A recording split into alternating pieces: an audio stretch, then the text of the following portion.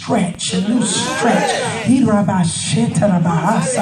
There's a new stretch that God is releasing to you. And first thing he tells us in the word is to forget about the old stuff. Tell somebody, I got to forget about the old stuff. And beloved Michelle, what we find most interesting, and we're in Isaiah 43, Pastor's going to teach this morning and preach a little bit too. But Mother Vaughn, here's the key. Here's the key. While they receive this prophetic word, they are in bondage. They are in captivity. The Babylonians the Lord has allowed them to hold his people hostage. And they are in captivity, and God sends a prophetic word while chains are on their feet. Lord have mercy. I don't know, because the enemy wants you to think that you got to get it together in order for a prophetic word to be released. But God's getting ready to spit at you a prophetic word right while you're in the middle of your wilderness. Oh my God. Tell your neighbor, he sent his word to my wasteland. Tell somebody else.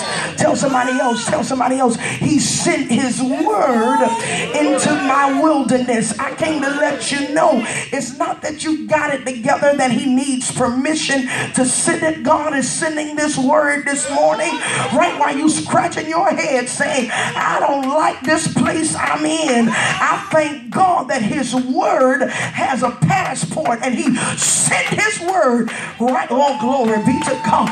Tell your neighbor, his word got a passport. His word will go wherever you least expect it.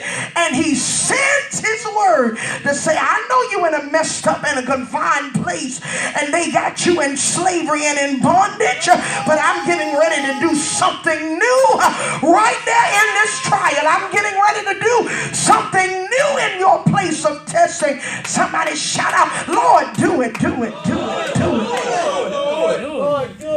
Get this, they have lost everything.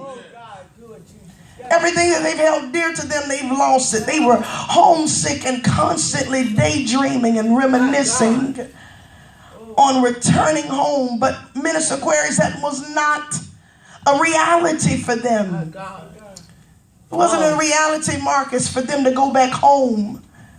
They have lost everything. They are detached from their possessions. And God allowed them to be in this place because they were constantly, Ambassador, they were constantly serving God and then backsliding. They were constantly going into worship and then pulling themselves back out of worship. They were constantly hot and cold.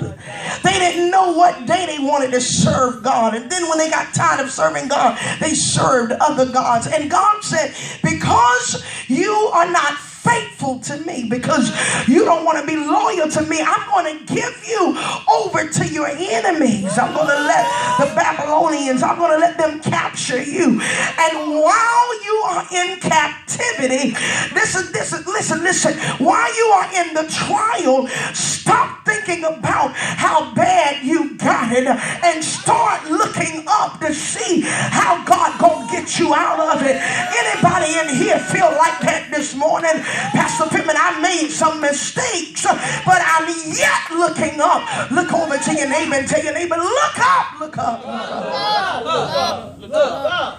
And so at one of the darkest and discouraging times of their lives, God sends his prophet Isaiah to speak a prophetic word that brings comfort in the middle of their wilderness. Somebody is in the wilderness this morning, and God orchestrated your steps to 590 Edgewood Avenue South. so that you would hear the word of God this morning. That I know that it's bad, but it's about to get good. I need you, Lord, have mercy. Tell your neighbor, get ready for the good part. Get ready for the good part. Because you in some stuff right now. You in some trouble right now. You had some dark days and it looks very discouraging and it looks very bleak. But before you hang your harp in the willow tree, God sent a word that'll shake your life. And God says, listen, I'm going to make it better right in the worst place. I'm getting ready. I wish I had somebody in here shout out, make it better, God, make it better. He says, I'm about to do something new. Yes, Lord. Yes, Lord. I'm about to do something new for you. I'm about to do something new in you. I'm about to do something new to you and through you. Marcus, can you imagine how they probably felt? God got me on punishment. My God, yeah, God, hallelujah. Because I did some things I should not have done. Come on. You don't believe me? You don't believe me? Every time that God blessed them, he gave them a temple. And guess what they did? They worshiped idols in the temple. When he gave them land, guess what they did? Guess what they did? They went to God and said, we want a king to rule over the land that you gave us. When he gave them money, they squandered the money. They were on punishment for a justifiable reason. But I thank God that his anger is only kindled but for a moment. I'm getting ready to run out of here. Oh, I'm getting ready to run out of here. You know why I'm getting ready to run out of here? Because I'm thinking about the punishment I should still be under. I'm thinking about the curse that I should still be battling with. But he said, you know what? My love is set upon you. And you know what? I'm going to take you off of punishment. I don't know who needed to hear it this morning, but you getting ready to have a time in.